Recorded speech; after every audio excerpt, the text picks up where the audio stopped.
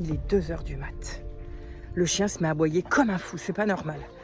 Je me réveille, d'un coup, j'ai le cœur qui bat la chamade. Poum, poum, poum. J'ai les jambes qui flagellent. Tu sais, en pleine nuit, quand tu es réveillé comme ça, c'est un très mauvais moment. Je me dis, il y a quelqu'un. Je me lève. Il y a les lumières qui s'allument dans l'escalier au moment où je passe. Et là, je descends, j'ouvre la porte pour que le chien puisse sortir. J'entends du bruit. Je reste aux aguets. Il fait noir. Je me dis, il y a quelqu'un. Je vais me faire agresser. Il y a du monde qui déboule. Je suis en lisière de forêt, au bord de la forêt, mais complètement perdue. Je suis complètement isolée dans cette maison.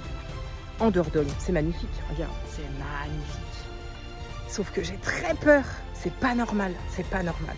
Je m'invente le pire des scénarios. J'entends du bruit. Je me dis, ils sont plusieurs. Ils vont débouler. Je vais me faire laminer.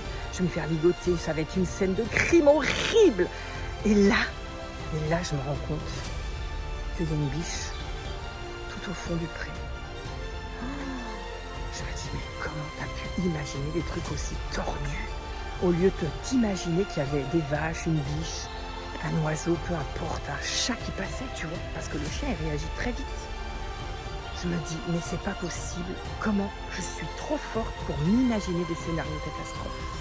Ça t'arrive toi aussi? T'imagines le pire, tout d'un coup ça prend une ampleur, ça grossit, et la peur elle devient mais un cauchemar gigantesque qui s'empare de toi. Tu vois, cette capacité qu'on a à imaginer le pire truc, eh ben on a la même chose mais dans l'autre sens. On peut s'imaginer que tu vas être dans une grande force, une grande puissance, que tu vas réussir, que tu vas être dans l'aisance absolue. C'est ça qu'on travaille dans Éclat de voix. On s'amuse à changer le discours intérieur, cette petite voix qu'on se raconte, pour justement qu'elle devienne vraiment notre allié.